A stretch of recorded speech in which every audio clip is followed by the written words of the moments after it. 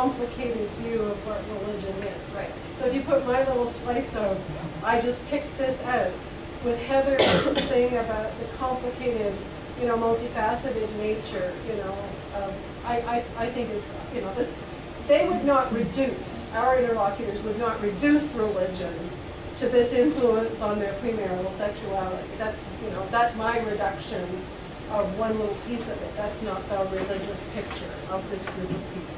And the non-religious, would they have different discourse? Well, we haven't totally sorted that out yet, but the non-religious are, strictly speaking, non-religious in all sorts of ways, right? I mean, we have this grammar problem that we've all agreed on. You know, religion comes and goes, it's funny, it's there, it's, you know, it's a very complicated field. Yeah, simplified, like when I just think that we live now in Canada, we follow the rules. There's traffic, we have to follow that. When it's red, you cannot cross. So I think that when we're talking about the commonalities, like again the issue of control and how you have this control, whether it's you're talking about sexual control or you're talking about some norms that in religion, some argument that because it's religious rules, we should not look at them in a positive way. So I feel as a human, it's in your nature that you need sometimes something that can organize your life. And whether you want to say, no, I don't need it, we have the rules, we have the law, but even if you look at the law in Canada and the US and you look at the backgrounds of the law, you are going to see some of the acts, you look at the human side, at the human moral values, and you refer to some religions when they borrow these acts. So I feel that what's going now, there's a kind of politics that's playing these rules, that some religious norms, they are okay, but some religious norms, that trace them out because they will harm certain groups, and then you can control that there's anything involved. So what I want to say that it's all, yes, it's about politics going, but it's also about control. We're going to do Pam, Ruby, and then Geraldine. So at least our research would suggest that religion is about way no more than about norms. That's really all I want to say. What did you say? The work that Heather and I have done would suggest that religion isn't just about norms for the people that we were talking to. That's all I wanted to say to that. Like it's much more multifaceted than that. And those, because you didn't, I think in your presentation mentioned the parents, the family, and the control of the ethnic group itself.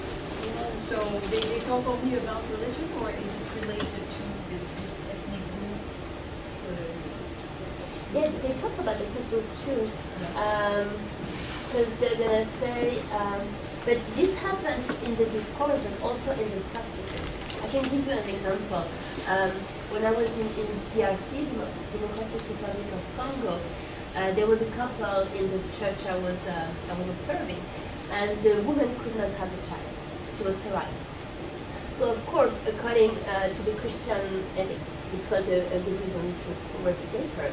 But the extended family of the man, who was not Christian, put pressure on the man so that he rejects the woman. And then the pastor intervened to say, no, you're Christian, you cannot do that. So there was this power relationship which makes, is a good example to show how religion and ethnicity are intertwined. And this is very obvious for us when we look at it from the outside, but I think it happens also this way in our society, where Christianity and cultural norms and social and even political decisions are clearly intertwined. So it's just the same. Ruby? In our study, I mean, the average age of our interviewees were between the ages of 21 and 22. And we found that a majority of them had changed their orientation towards religion from childhood to that age. We even found there was a huge difference in the last 1 to 2 years, that they had changed the way they understood being religious, what was important to them about being religious. So we basically thought they might actually be in a state of flux, and that they may change quite a bit in another 10 years. And so there was no stagnant idea of who they were religiously for their entire lives. And so I think that we have to acknowledge that there will be evolutions and changes in very short periods of time when we're dealing with a younger age group. Yeah, we see it as reified frames. As adults are these people that have it all together, right? Next is Anna, and then Elizabeth. Just 2 brief points. One is when I was doing my PhD with Native Health, looking at inside and outside issues, I found there's a chapter that Kim Knott has in the Routledge Companion to the Study of Religion. And she actually talks about this thing, this importance of transcending a modern binary of insider outsider and potentially seeing it in a more postmodern frame, Joan Collins as well, and seeing people more as co-participants. And again, I found it very useful to look at, because I was doing insider and I still do a lot of insider research, the participatory action research method as also helpful in that sense of what you were talking about, May, with the potential for kind of transformation, to actually to look at issues but also see that the research, has a role in whatever social movement or group or whatever you're looking at in transformation as well. So I don't know, that might be helpful. And then Solange, it made me think about this pervasiveness of conservatism, like conservative views. Like I was surprised as well, Cam, when you described your findings, but I know that when we're looking at youth in Australia at that time, we do have to contextualise it within the fact they were growing up during the John Howard years. I mean, they were growing up in a very conservative period of history, Bush, Howard, and to what degree that also maybe influences things. We haven't really talked about that so much. We have talked about cohorts and ages and everything. But that the religious progressives, other people have written about that, the progressive voice has not been as strong as the conservative voice on a whole lot, and especially when it comes to gender. Yeah. Elizabeth and then Leo. Got a question for Jonathan, the comment for what is right. The question I have for Jonathan is when you talked about the gender aspects of Pentecostalism, what you call as you were from the South, the Congolese, if we can talk about, the semantics, as you said, of man, the hunter, and the domesticating and disciplining of the body. Now, when you described all that, I was thinking of the literature that I know of Pentecostalism in South America, but also in parts of Africa, like Ghana, Zimbabwe, and surrounding countries. Now there, the story is quite different, because there you have the phenomenon or the effect of the domestication of masculinity and the liberation of the women, because all of a sudden they escape from, as it were, all the ethnicity that you described, that comes with the culture, and the Pentecostalism allows them to break away from that and be independent agents and live their religion, and in turn the men become proper husbands, proper family men. And I think your work would contrast and compare very nicely with that kind of literature. So I think I would encourage you to look into this and see where the parallels are and where the complete contrasts are. To me, it's more a story of contrast than of parallels.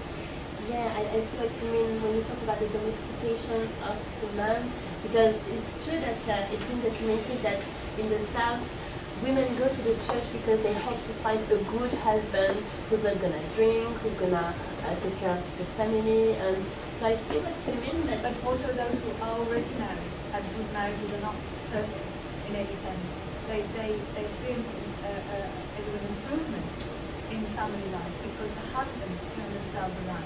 They don't drink the money. They don't spend all the time in the pub or wherever. They are actually taking their responsibilities as fathers and husbands more seriously. So all that, I think it might be worth looking into that literature, that academic literature, and see what you can do with it. Because from what you said, it's very different from what I've heard about that kind of Pentecostalism. Okay. And the comment for Paul was to I wondered whether you had looked into the as were discourses and masculinity in the Pentecostal evangelical quarters, because I saw so many parallels. Yeah. I mean, there's an article in JCR, not in this issue, but in the one before, Act Like Men. I think I saw that, yeah. Yes, and there's other stuff around that. And I again, I think, although it's not the focus of your work, but it would be probably beneficial or helpful for your own work to reference that, because you can see, as it was, parallels with Catholicism and Pentecostalism running almost in parallel with one another. And this is what's really fun about my research. Well, I find it fun, anyways. Is that there is this sort of family resemblance now between evangelical discourses and Catholic religiosity, right? So they're using charismatic forms to like allow youth to have experiences which will allow them to become proselytizers of other Catholics. You know what I mean? So in their active discourse, they're talking and saying how wonderful evangelicals are, and you know what I mean? How wonderful Pentecostals are. And when we're talking about masculinity, for example, and femininity too, is that they're trying to be good men. You know, that's what these men, they're having a moral dilemma about being good men because society isn't helping. The church is going to help them. You know? So there's a family resemblance happening. But historically, I see common roots, because when you had if you like the Pentecostal explosion, you had the charismatic renewal within the Catholic. In the 60s, that's right. Yeah, exactly. And this is, I think, where you have the root is common, but then the development goes more into parallel lines. That's right. That's how I see it. I may not be right. And of course, in that Chimes report, Karen presented, you have, as it were, the prescriptive, dogmatic church canon, as it were, point of view. This is what the church teaches, but what actually people do with it is quite different. And this is where and also we have so-called independent Catholics. So people who call themselves Catholics but do not subscribe to the church as an institution and all its huge majority. They are. And this is why I was wondering whether what you found to have actually is not necessarily related to all the gender issues around it, but is just is actually a reflection of what is happening across the Catholic community, who say, I am a Catholic, but I do not want to, subscribe to abortion, contraception, whatever the church teaches. I'm knitting my own way of doing Catholicism. That's definitely there.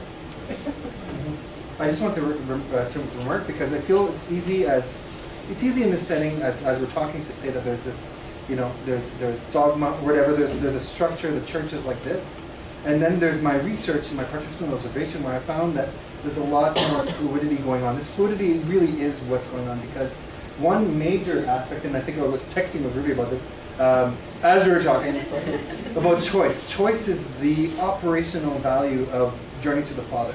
The youth are given a choice. They're saying, choose God ultimately, but it's your choice. It's very individualistic, it's very Western in that sense, but choice is really what these young people have to do. So they're offered an experience that is charismatic, whatever, and then ultimately they choose, and if they choose, they continue to go on, and if they don't, they fall out, right?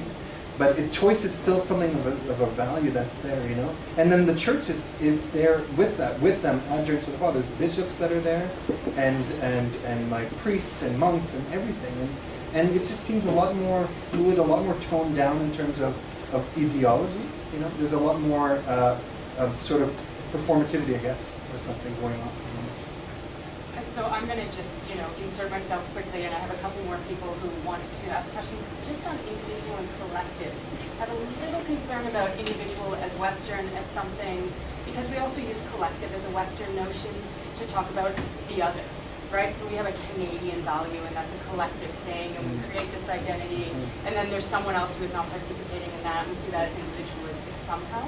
So I just want to throw in that individual and collective is murky as well. I mean, it's not, it's not sort of a clear-cut distinction between West and non-West in terms of how it's used. So I just wanted to problematize that. And then Leo, and then I think, Anna, maybe you had a question earlier too, but maybe not. You can ponder it while Leo comments. I just wanted to raise a similar concern about the use of the word progressive and conservative forms of religion. I'm just wondering if that's a kind of a historiography that we're imposing on different forms of religion and cautioning us or saying that it might be a form of vocabulary issues